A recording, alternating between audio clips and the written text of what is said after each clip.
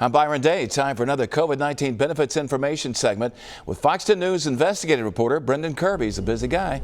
Brendan's back with us for an update on the actual fight against coronavirus, and the search for treatments for COVID-19 continues. And Brendan, we're learning more about a very unusual treatment, estrogen. Yeah, Byron, that's a strange one, but the New York Times reported this week that doctors on Long Island have been treating male COVID-19 patients with that female hormone.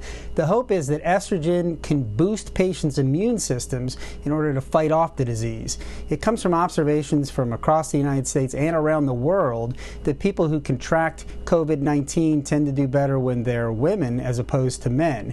And that's been true in Alabama as well. The most recent data from the Alabama Department of Public Health show that while 58% of the state's infected people are women, men account for 57% of the deaths. Doctors in Los Angeles plan to try something similar next week in a clinical trial that will give male patients another female hormone, progesterone. Okay, well, scientists have also been looking at blood pressure medications. Tell us about that one.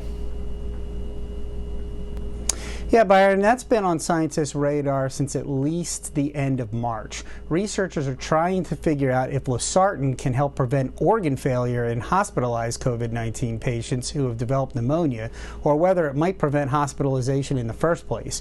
The University of Minnesota has 2 clinical trials underway that's using a generic version of losartan.